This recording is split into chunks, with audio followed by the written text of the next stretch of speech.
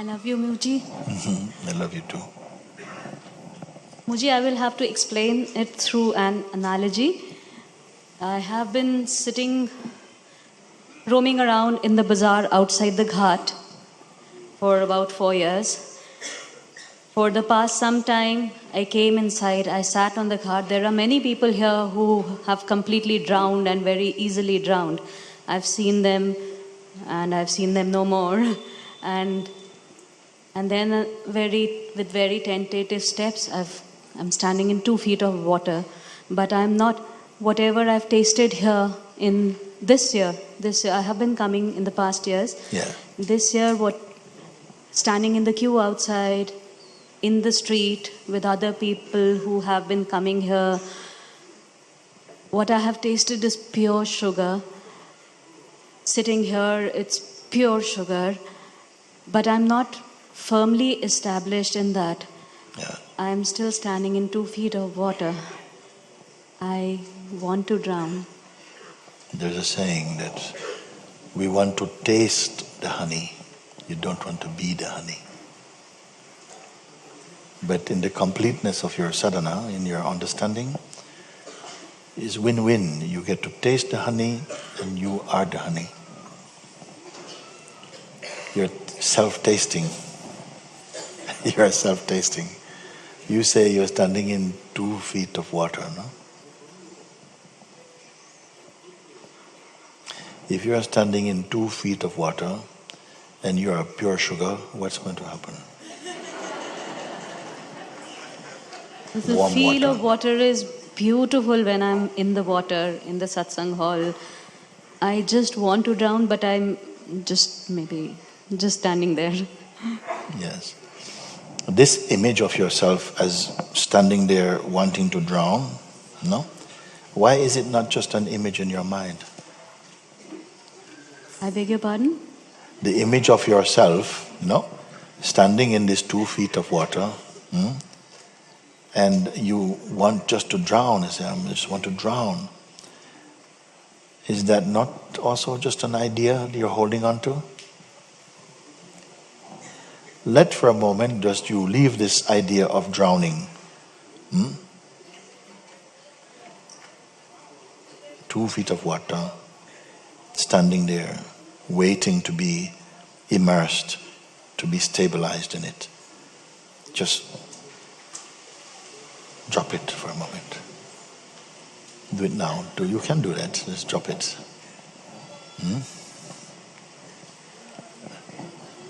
Good. Just drop this idea now.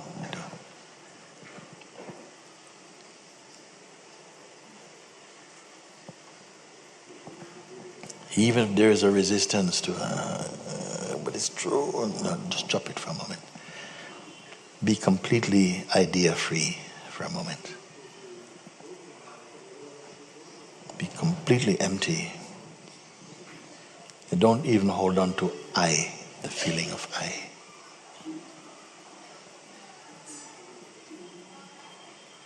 Very strong it is. The idea of I is very, very strong right now. And the feeling of I is very strong? Yeah. The feeling of I, of a strong I, is also only perceived. It's a sensation. But that which perceives it is not a sensation.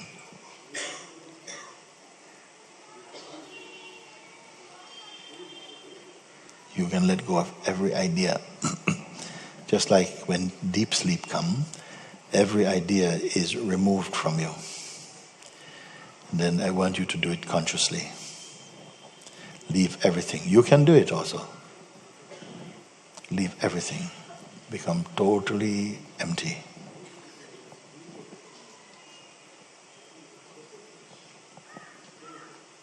Because this idea brought you to satsang actually, but cannot help you any further. It brought you to satsang. Now you must also leave this idea also to know. Because it was useful up to a point, but now it's not useful. Because it left you in a state of duality. Because you have hold on to this idea and it is keeping you in a state of duality, you see? No trying.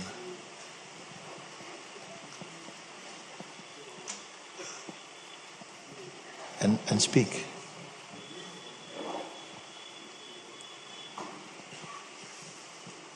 I can't speak.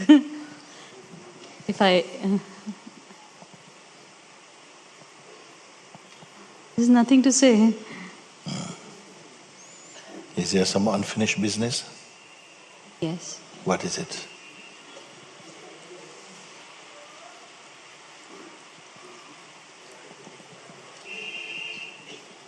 It is again an idea that the I is lurking somewhere around, Yes. and very hungry for experience, going out, Yes. sensation So of... you have identified yourself, it is an idea. Also leave it.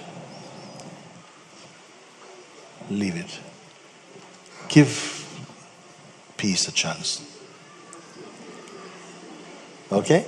Leave it, leave everything. Because they're there scratching, and your attention goes very quickly. Huh?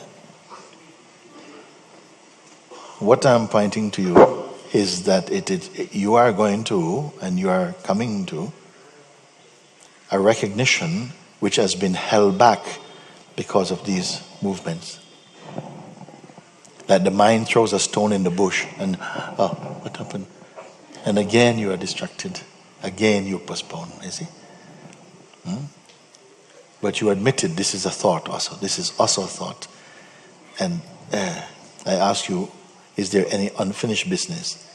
And you say, yes, there is this one. So then leave him. Cut the umbilical cord to that thought now.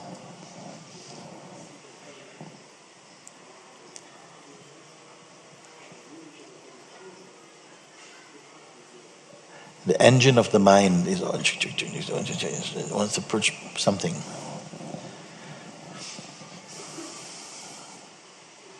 The customers are outside your shop, but there's nothing on your shelf. Understand? The customers are queuing outside your shop. Open up, it's 9 o'clock. But there's nothing on your shelf. It's an empty shop.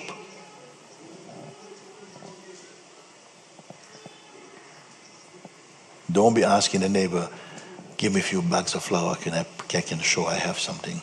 Leave everything.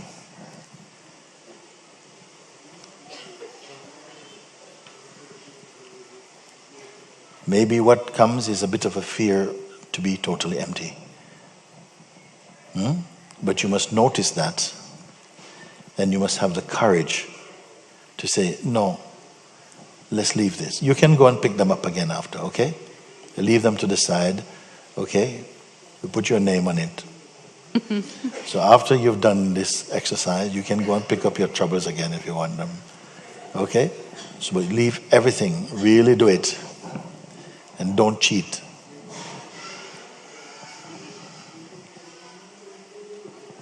Otherwise, this will go again and again and again.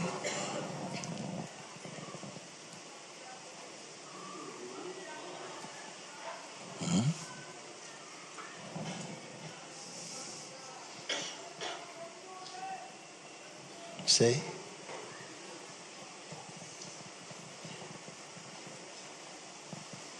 Can't say anything now. Yes. But don't be saving the mind, because you've come exquisitely, into your natural state. But the mind is still there going, yeah, well, right now I can't say anything. Okay? But soon. You see? You're still holding the little finger of the mind. And you want to be fully in the heart.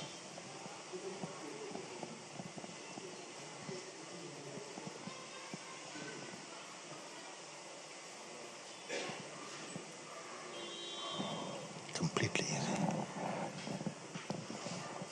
I want to tell you a little story from my master. said, and Rishikesh is a good place to tell this story. He said after the rescuing of Sita, Ram returns. And now they are going to be like married, and father is going to hand the kingdom over to the son.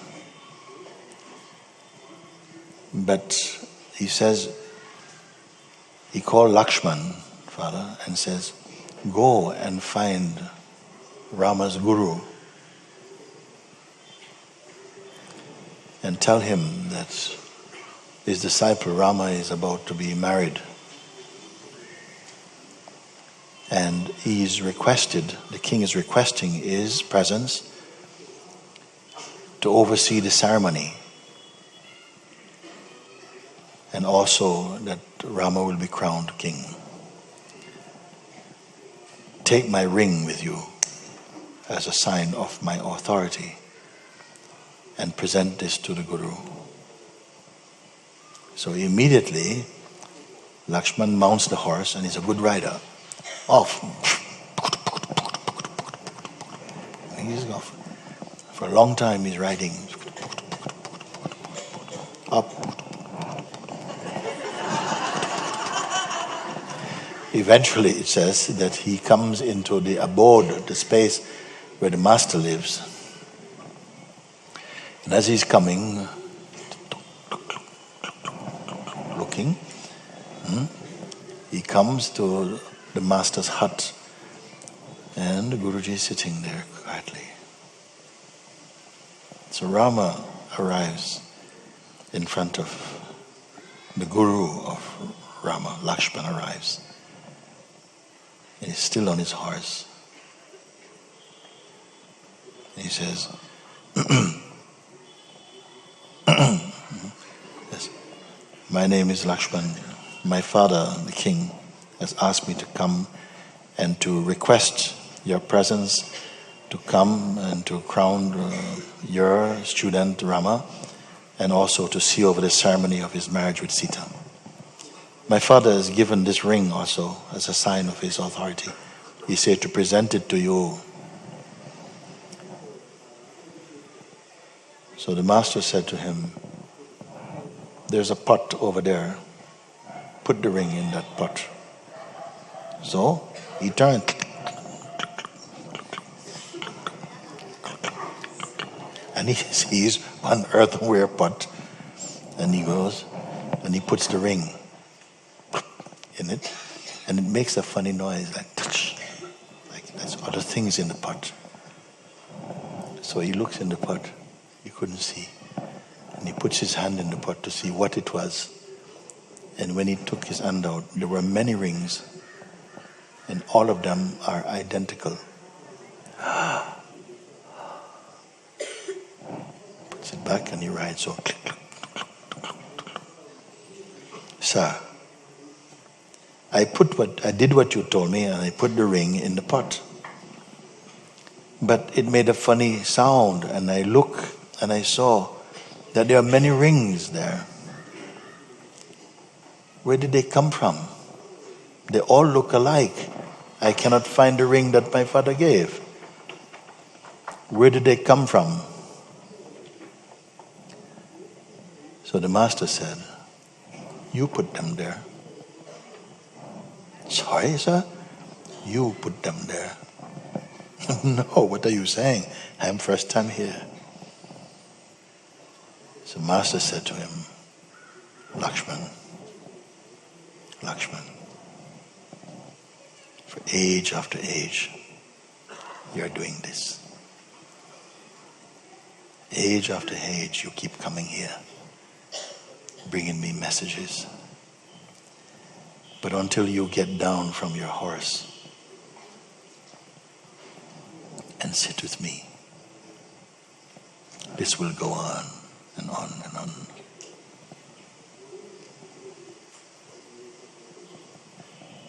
What is this horse? Pride. Pride. He's come in the guise of a messenger. But it is his call You're in front of the great soul, and you're on your horse. You don't even come to show respect. My Father sent me. This is a sign of his authority. Until you dismount, come down from your horse and sit with me, this scenario will go on and on and on. Until you dismount from this identity, this pride, and put your head inside the Master's heart. These postponements will go on and on.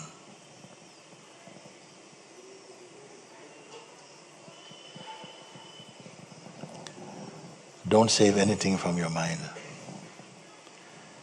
It is full of promises it cannot deliver, and you have purchased them. And this one feeling, oh, yes, there's this unfinished business, will keep you in business and busyness. And you'll avoid the real opportunity of this moment. And you report and say, oh yes, we had this talk, and I had this wonderful feeling when I was talking, and but then my mind came back. But it never left. You were holding the finger of your mind.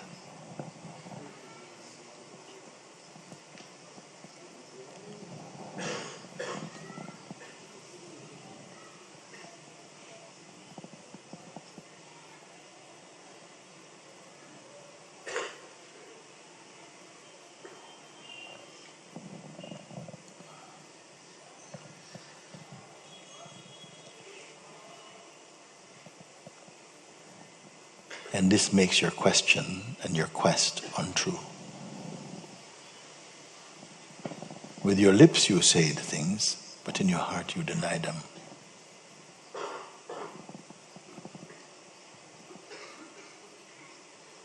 And it's only about you.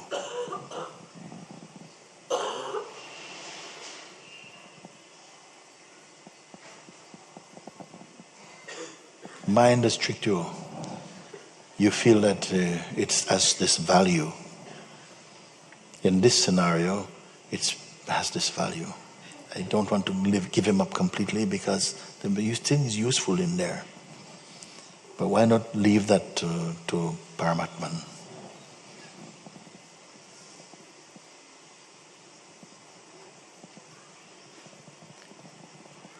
You see? So now even it's not too late. You can just say, yeah, it's just a thought. And what is left now then? Don't be a container of thoughts. What is left now? Leave thoughts, and what is left? Nothing. Then to test it, ask the question you came here with then, and see what value it has for you.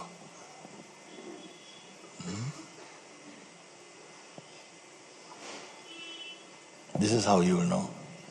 The question that you came here with, ask it now in the presence of your open heart and see what power there is in your question. Nothing.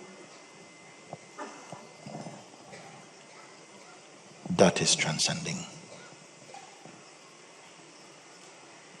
That is transcending.